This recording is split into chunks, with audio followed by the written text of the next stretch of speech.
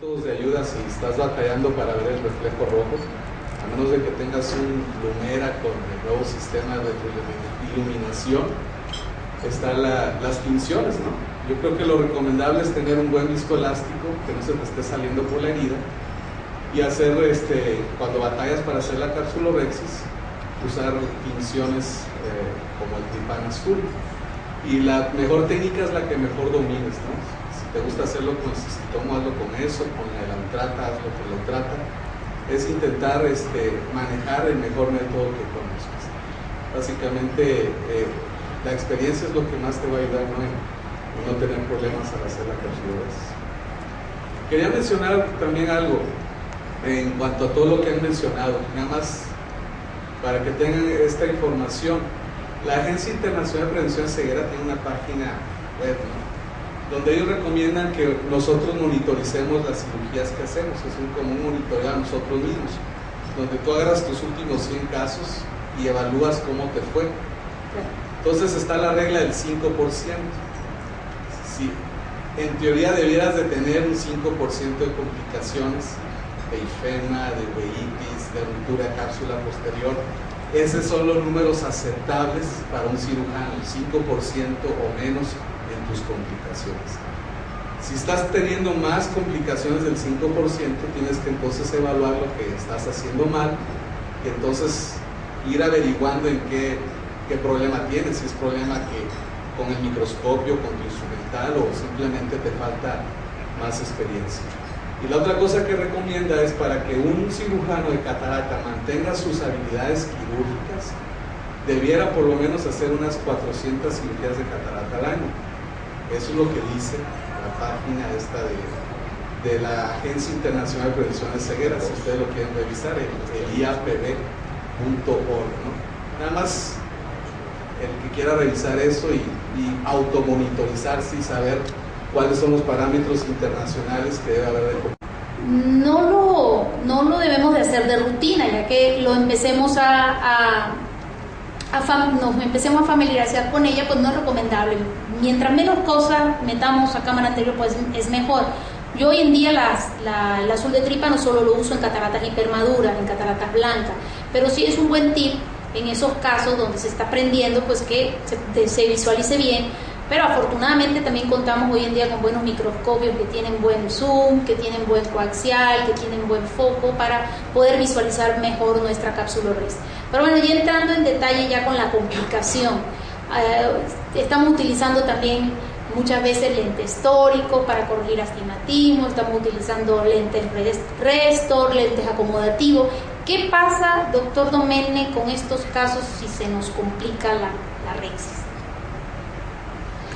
Yo creo que en cada caso tiene uno que agarrar el criterio para valorar qué es lo que se va a hacer, de acuerdo al tipo de lente y a la complicación que se presente. Y es muy sencillo, o sea, si el lente no va a estar estable, por ejemplo, y es un lente que requiere de una estabilidad para una función, como es un lente tórico o un restor, se decide no ponerlo.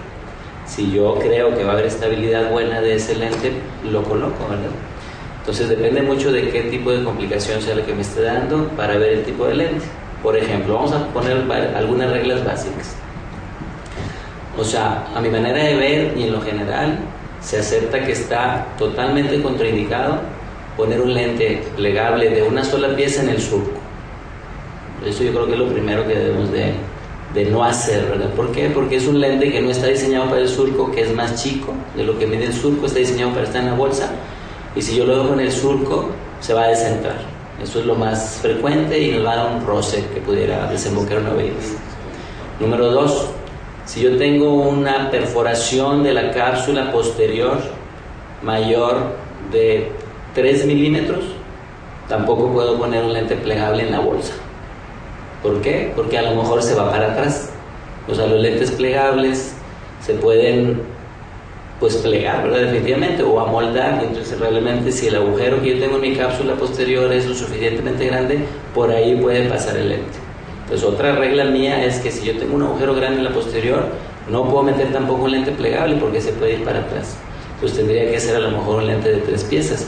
Y en cuanto a los tóricos y a los restor, pues obviamente lo mejor es que la cirugía sea perfecta y que el lente esté dentro de la bolsa. Si no es así, lo mejor será no ponerlo, salvo contadas excepciones donde un cirujano muy experto vea que aún si tuvo un desgarrito puede tener estabilidad, puede colocarlo. Bien, el doctor Domínguez ya se nos adelantó la ruptura de cápsula. En cuanto a lo que le preguntaba de los lentes, pues estamos hablando de posibles complicaciones. Si prometimos a un paciente colocarle un lente que le va a quitar astigmatismo, o un paciente que vamos a darle visión lejos y cerca, y tenemos esta complicación, pues sí, también debemos de explicarle eso al paciente. Nosotros vamos a intentar ponerle siempre y cuando la cirugía sea perfecta. Si la cirugía no es perfecta, pues no podemos ponerle este lente, pero contamos con esta otra opción. Entonces siempre hay que darle esta otra opción. Y de ahí, en las múltiples complicaciones que pueden suceder si colocamos un lente, si no tenemos una capsulorhexis íntegra, si no tenemos una capsulorhexis simétrica. Ahora, si es un lente de una plataforma, un lente asférico, donde no estamos prometiendo corregirle astigmatismo ni la presbicia, pues aún siendo muchas veces esta capsulorhexis asimétrica en estos pacientes, podemos utilizar el lente asférico y no vamos a tener ningún problema en ellos. Otro de los pasos en los cuales podemos tener después de la capsulorhexia una complicación es la hidrodisección. A ver, doctor Gerardo Villarreal, ¿qué me puedes decir de la hidrodisección? Bueno, la técnica que yo les enseño a los residentes en el hospital universitario es hidrodisección e hidrodelaminación. Y bueno, son muy raras las complicaciones, pero a consecuencia de no hacerla bien, sí se puede complicar la cirugía más adelante. El hacer una adecuada hidrodelaminación permite que se pueda hacer una irrigación, aspiración adecuada y sencilla, sobre todo los fragmentos que están cerca de las 12 o los que están debajo de la herida. Entonces, digamos que evitamos una complicación haciéndolo bien. Y pues los casos en los que yo pudiera opinar con respecto a experiencias por una complicación por hidrodisección o hidrodelaminación es cuando la jeringa no está bien acomodada, la cánula sobre la jeringa. Generalmente podemos llegar a crear cierta presión con confianza, pero como es un procedimiento, es una parte del procedimiento que se hace con mucha presión, generalmente la aplanamos con un poquito más de confianza y la cánula puede salir disparada. Y esto pues no necesito decirlo, desde luego es una calamidad. Eso puede suceder también con el viscoelástico, al cual le presionamos a veces más duro. Esa es una situación que puede suceder. Y la otra situación que puede suceder es luxar el cristalino también por el aumento de la presión en la cámara. Por supuesto, también eso es otra calamidad. No sé si alguien más quiera, Jorge. Bueno, y digo, para todos es conocido que se puede romper la cápsula posterior. Como dice Gerardo, tiene razón, no es algo frecuente, pero si uno hace una hidrodisección con una capsulorhexis pequeña y se flota el núcleo, se puede romper la posterior. Yo he visto la complicación, no me ha tocado tenerla, pero la he visto, sobre todo en gente que está empezando. Entonces yo les digo también a los residentes 3 puntos muy importantes. Número 1 es que, a mi manera de ver, no debe ser todo el proceso de hidrodisección, o sea, lograr la hidrodisección al 100% en un solo punto, para mí no es lo más recomendable. O sea, se puede hacer, pero yo prefiero que se haga en varios puntos, porque eso minimiza la posibilidad de que tengas ese bloqueo con la ruptura que explote la posterior, ¿verdad? Entonces yo normalmente les enseño a hacerlo en varios puntos. O sea, 3 o 4 puntos diferentes para lograr entonces el 100% repartido en esos puntos.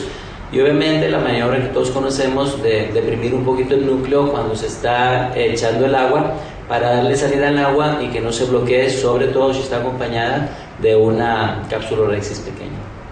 Así es, el doctor Virgilio Centurión en México, ahora en el congreso que hubo en el Hospital Conde de Valenciana, nos presentó videos en complicaciones con hidrodisecciones en pacientes que hacían un bloqueo capsular, y veíamos en sus videos cómo se iba el núcleo hacia atrás precisamente por no hacer lo que nos mencionó el doctor Domene. Pues nos vamos con toda la presión en un solo lugar, no repartimos estas presiones, no deprimimos el centro, pues, y también muchas veces el paciente tiene la predisposición. Aquí en Monterrey nos enfrentamos mucho en pacientes hipermétropes, pacientes que tienen cámaras estrechas o ángulos muy estrechos, entonces sí tenemos que tener cuidado en ello, y sobre todo si estamos realizando capsulorhexis en pupilas pequeñas, de que podemos tener este tipo de complicaciones, y como muestro en la diapositiva son las posibles complicaciones que pueden ocurrir en una hidrodisección.